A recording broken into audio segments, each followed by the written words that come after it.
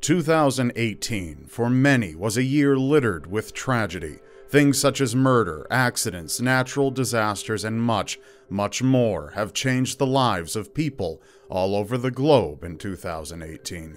And today, we recount some of the very worst of these events. We have, however, decided to pass over some of the more obvious stories in order to shed more light on lesser-known ones that you may have missed. Now, let's begin.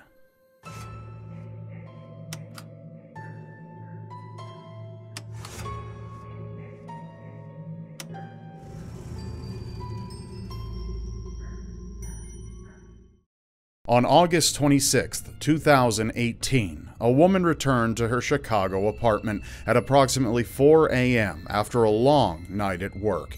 She picked up on the smell of smoke coming from somewhere in the building and quickly called 911 before warning as many of her neighbors as she could. But unfortunately, for some, it was already too late. Firefighters did everything in their power to get everyone to safety, but by the time they arrived, 8 people had succumbed to their injuries, and even more tragic was the fact that 6 of them were children, ranging between the ages of 3 and 16. One of the survivors, also a minor, died at the hospital a few days later, bringing the total number of lives lost to 9. Upon further inspection, it was discovered that the fire had started at the rear of the building and that the front exits were clear, but the residents did not have smoke alarms to wake them up in time to escape. The exact cause of the fire is still undetermined, but investigators believe it was either caused by fireworks or a stray cigarette.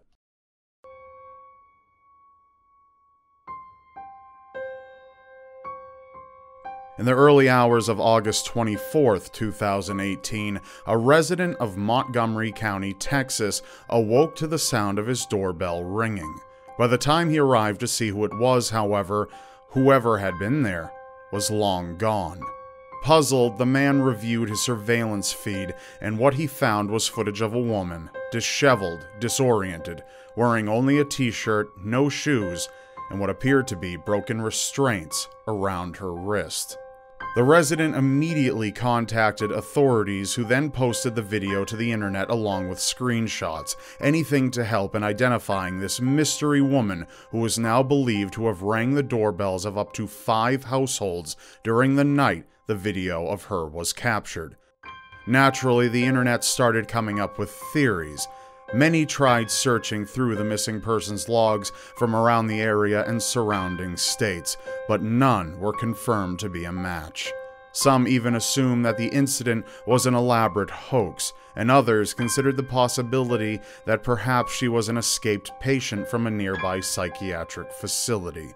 Unfortunately, though, the truth was soon revealed to be much, much more troubling than anyone had previously imagined.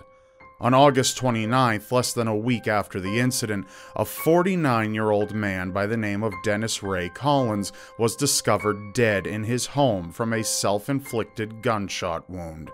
Authorities were able to locate the body after Collins' ex-wife had reported receiving alarming text messages from him, leading her to believe he could possibly be considering ending his own life. On top of this, Collins' ex-wife also provided police with the information they had been so desperately in need of in order to identify the woman in the video from a few days earlier. According to her, she believed the woman to be her ex-husband's girlfriend, and this, indeed, turned out to be true. The woman was later found in the care of her family and remains publicly unnamed due to the fact that she had been subjected to physical and sexual abuse at the hands of Collins. According to her, the restraints seen within the video were used to keep her tied down to a bed, but on the night the video was captured, she was able to break free and seek help. Without a phone or anyone on the streets at 3 a.m., she resorted to ringing the doorbells of nearby homes in the hopes that someone would come to her rescue. Unable to find help, the woman returned back to Collins' home, but fortunately was able to contact her family, who ushered her to safety soon after. A suicide note was discovered alongside Colin's body. In it, he confessed to being responsible for the state his girlfriend was in within the video, and he also mentioned being aware of just how widespread the clip had become.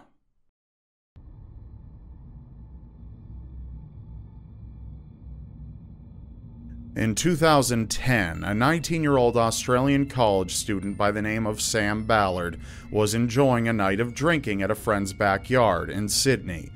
In the midst of all the fun, the group noticed a garden slug on the nearby pavement, and that's when the question was presented. As so many young people would, the boys began egging each other on about who would eat the creature, and that's when Sam volunteered.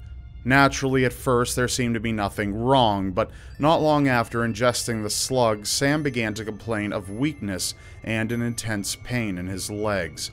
At first, Sam's mother bet on the possibility of multiple sclerosis, as it ran in the family, but doctors disagreed. With no diagnosis in sight, Sam mentioned the slug to his mother, and while at first she figured there was no way eating a simple garden slug could cause such issues, it was later confirmed that the slug had been infected by a parasite. Sam had developed rat lungworm disease. As the name implies, the parasite is a type of nematode that resides within the lungs of rats before eventually being passed on to other creatures such as slugs and snails, where their larvae can flourish before continuing the cycle. Humans are not normally this parasite's target, but they can become infected after ingesting infected water, vegetables, or undercooked snails and slugs. Once in the system, the larvae are spread throughout the body via blood, and can cause serious complications to the central nervous system. In Sam's case, the lungworms caused him to slip into a coma, lasting over 400 days. Once Sam awoke, the damage was so severe that he was mostly paralyzed, unable to complete basic functions on his own, and unable to eat without the use of a tube. Unfortunately, Sam never recovered, and in November of 2018, over 8 long years after the day that changed his life forever, Sam Ballard passed away at a hospital not far from where he grew up, surrounded by his closest friends and family members.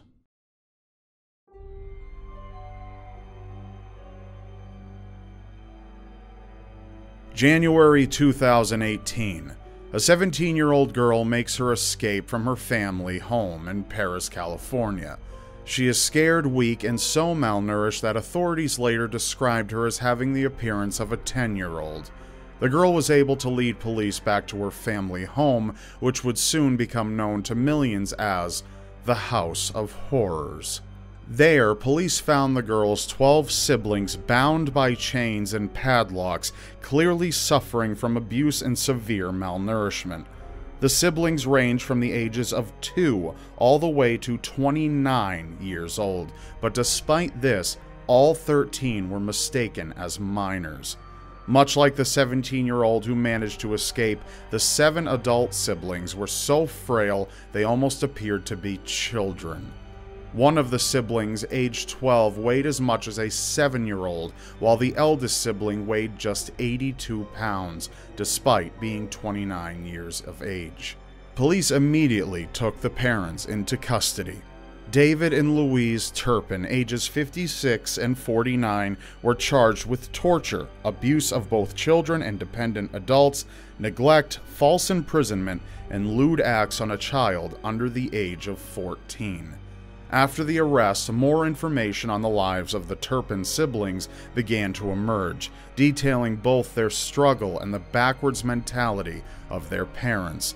According to the siblings, on top of being fed just barely enough to survive, they were only allowed to shower about once every year and hadn't been seen by a doctor in over 4 years. The children would be punished for stealing food, and at one point, one of the Turpin children was allegedly strangled by their mother as punishment for using the internet to watch a video of Justin Bieber. The Turpin siblings had been mostly isolated from the outside world. Neighbors expressed shock at the news that so many people had been living right next to them for so long and in such poor conditions without their knowledge. The isolation was so severe that, according to those involved with the case, some of the younger children didn't even know what a police officer was. David and Louise Turpin both pled not guilty to all charges, but are still facing 94 years to life in prison for the atrocities their children suffered at their hands.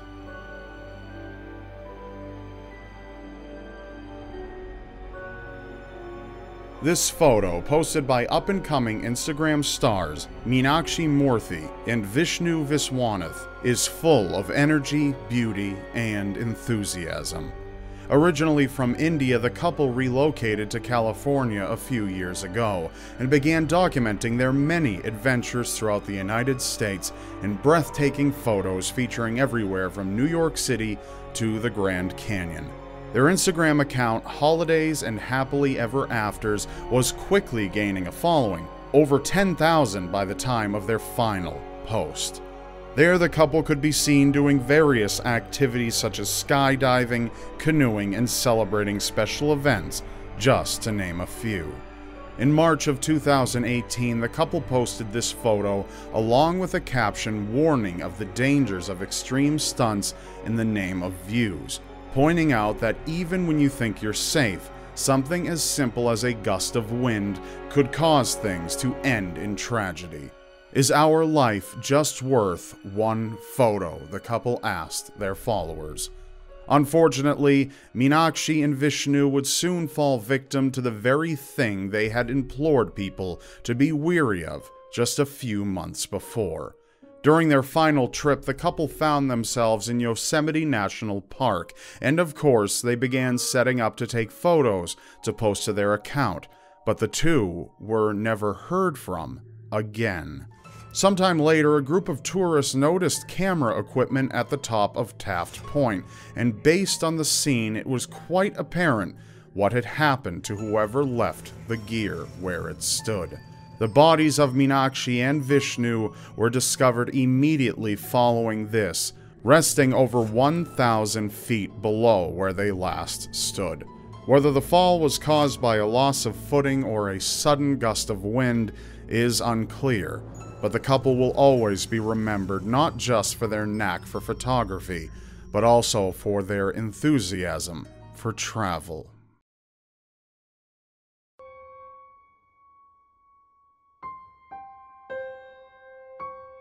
On December 22, 2018, at roughly 9:30 p.m., the people of Java and Sumatra, Indonesia, were struck by a devastating tsunami that ultimately resulted in over 430 deaths, thousands injured, and dozens more unable to be located by their families. One of the main factors that contributed to the severity of this tragic event was the fact that the people of Indonesia were taken completely by surprise, allowing them no time to evacuate or brace themselves in any way. This was due to the unique cause of the tsunami.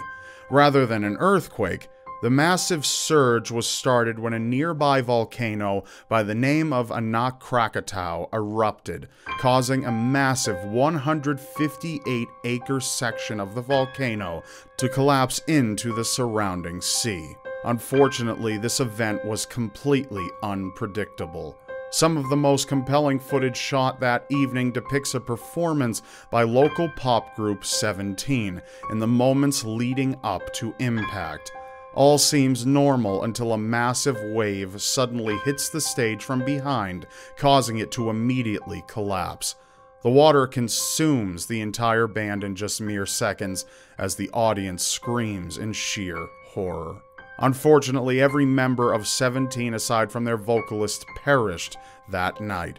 To make matters worse, the singer's wife, a popular TV personality, was one of the many initially reported missing, but was later found to have also passed away during the tsunami. This is just one person's story, but thousands more were affected, and those who survived now had to face the horrible aftermath of the tsunami's destruction. Thousands of homes were damaged, and many more were unfortunately completely swept away.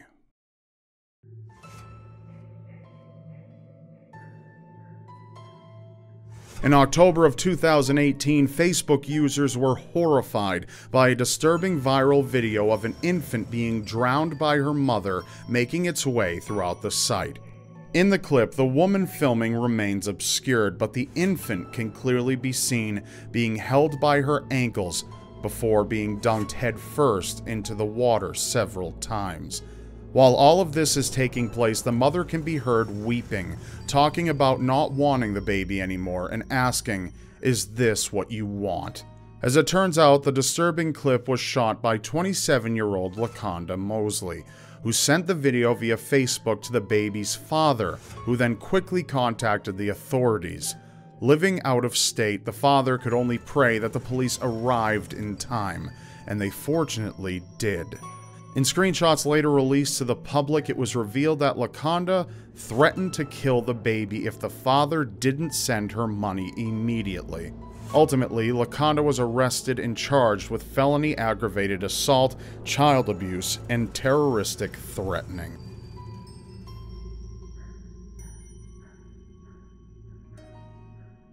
Tragedy struck the people of Ankara, Turkey in the early hours of December 13th, 2018, after a high-speed passenger train collided head-on with a locomotive. Footage of the crash shows that upon impact, part of the passenger train came into contact with an overpass, causing it to come crashing down on the already devastated scene. Approximately 206 passengers were on board that morning, 6 of which would unfortunately pass away during the accident. 3 train conductors also lost their lives during the crash, bringing the total death count up to 9. Initially, it was also reported that up to 46 people were injured during the incident, but that number has since been revised to 84. Local investigators have been working to figure out the cause of the accident and took 3 state railway employees into custody under suspicion of negligence. However, many point to wider issues such as cost cutting, which both engineering and rail worker unions insist is doing far more harm than good.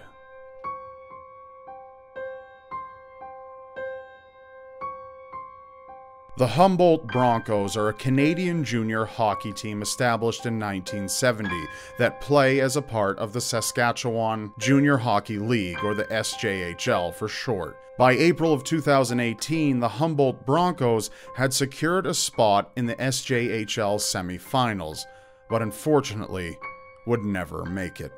At approximately 5 p.m. on April 6th, the team was heading to their next game, eventually finding themselves about to pass through the intersection of Highway 35 and 335 near Armley.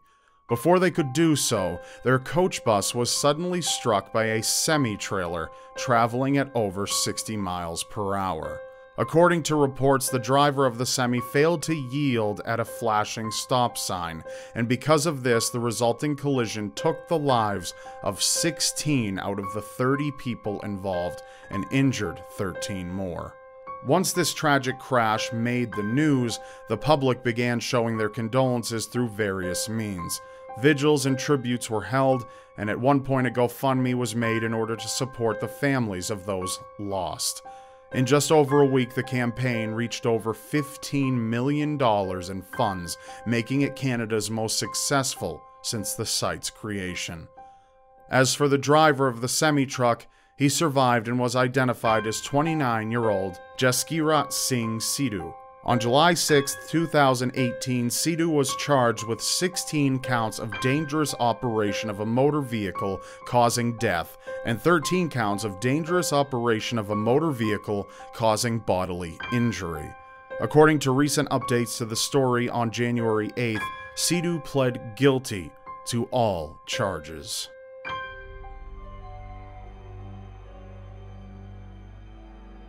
On October 12, 2018, inspectors in eastern Detroit received an anonymous letter pointing them in the direction of the former Cantrell funeral home, a place they were, unfortunately, all too familiar with. The letter informed inspectors of a hidden compartment within the funeral home's ceiling, and once they finally reached it, they discovered the unthinkable.